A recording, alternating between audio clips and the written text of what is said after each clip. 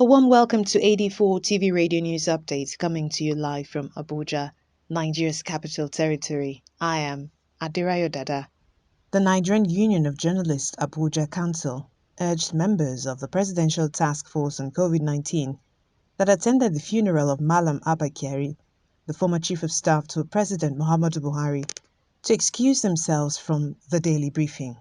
The chairman of the council, Emmanuel Ogbeche, in a statement this Monday in Abuja, called on the members of the Presidential Task Force, which includes the Secretary to the Government of the Federation and the National Coordinator, Mr. Boss Mustafa, to demonstrate responsibility by not putting journalists and others who attended the briefing in harm's way. The Deputy Governor of Kaduna State, Dr. Hadiza Balarabe, said the state government is working out a framework to allow businesses that offer essential services to operate within the stay-at-home period and within limits. Dr. Balarabe noted that the businesses allowed to operate are central to the lives, health, well-being and survival of the people, but will however require a special permit to operate. Businesses that fall within this category are expected to apply to the Ministry of Business, Innovation and Technology, which will grant such permits after due diligence. She emphasized that the government will not compromise the COVID-19 protocol on mass gathering and social distancing, even when permits are granted, and in the event of a default, such business can lose its permit. The Nigerian Defense Headquarters says some top Boko Haram terrorist leaders have been killed in multiple airstrikes conducted by the Air Task Force of Operation Lafia Dole at Dobada, Borno State, Nigeria. The coordinator for Defense Media Operations, Major General John Enenche, in a statement on Monday, added that structures belonging to the terrorists have also been destroyed. Enenche said the operation, which was executed on the 17th of April, came on the heels of credible intelligence reports. The governor of Kano State, Abdullahi Ganduje, on Sunday said arrangements to evacuate all Almanjiri to their states of origin has been completed. Governor Ganduje said the state government has designed a program where 3 categories of Almanjiri will be taken care of. The first category from neighboring states of Bauchi, Katsina, Jigawa, Kaduna, and the Niger Republic will be evacuated, while the second category of Almajiri, who are indigents of Kano, will be enrolled in their neighborhood schools or conventional schools. The third category, who sleep on the streets, markets, and under bridges, will be taken to boarding schools, where they will be provided for.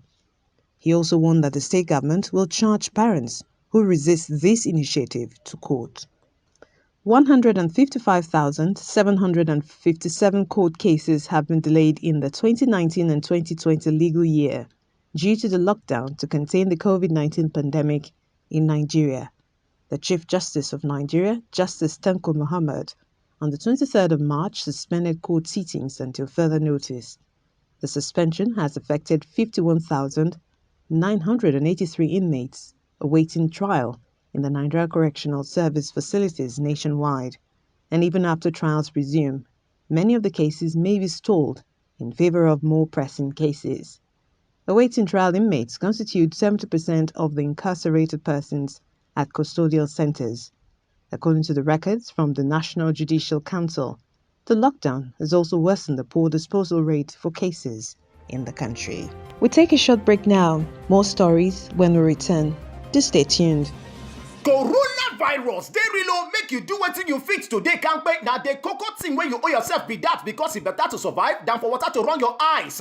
Oya waka boom boom begin dey use hand sanitizer, facial mask, and not gree for gum body at all for anywhere, especially where people boku. Clear road, arrange yourself, keep social distance and practice good hygiene for house and surroundings.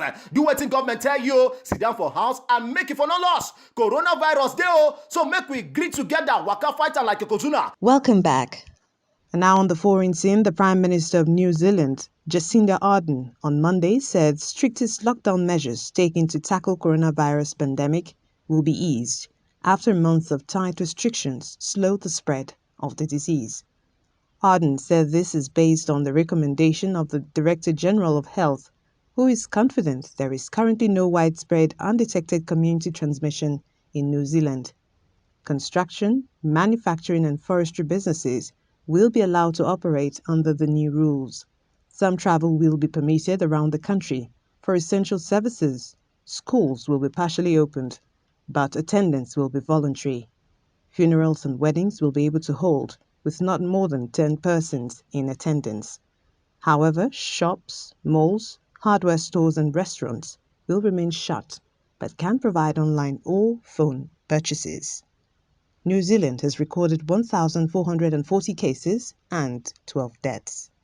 The founder of Alibaba Group, Jack Ma, this Monday on his Twitter handle, announced a donation of more medical equipment to Africa in the fight against the COVID-19 pandemic. Jack Ma said the items to be donated include 4.6 million masks, 500,000 swabs and test kits, 300 ventilators, 200,000 clothing sets, 200,000 face shields, 2,000 thermal guns, 100 body temperature scanners, and 500,000 pairs of gloves. He added that the group's third donation will be made immediately to the African Union and African Centers for Disease Control.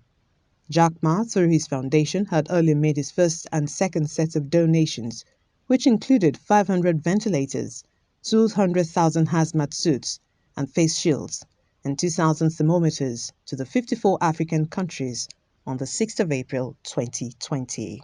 In a similar development, Alibaba Group Holdings Limited says it will invest 200 billion yuan in its cloud infrastructure over 3 years, following the demand for business software as the coronavirus outbreak peaked in China. The cloud intelligence president for the Alibaba Group, Jeff Zhang, in a statement said the COVID-19 pandemic has placed additional stress on the overall economy, and the company hopes the investment will speed up business recovery process. According to him, the company will spend the funds on semiconductor and operating system development, as well as building up its data center infrastructure. Alibaba's cloud division is one of its fastest growing businesses, as the fourth quarter revenue climbed 62% to 10.7 billion yuan.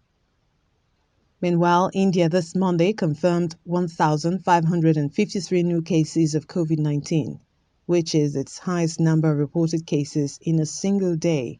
The report comes as the government eased one of the world's strictest lockdowns to allow some manufacturing and agricultural activities to resume. India has a total of above 17,000 COVID-19 cases, with at least 543 recorded deaths. And that's it on 84 TV Radio News Update, coming to you live from Abuja, Nigeria's capital. You can join the conversation on our social media platforms at 84 TV Radio on Facebook, Twitter, LinkedIn, and Instagram. Please subscribe to our YouTube channel at 84 TV Radio. Many thanks for watching. I am Adirayo Dada.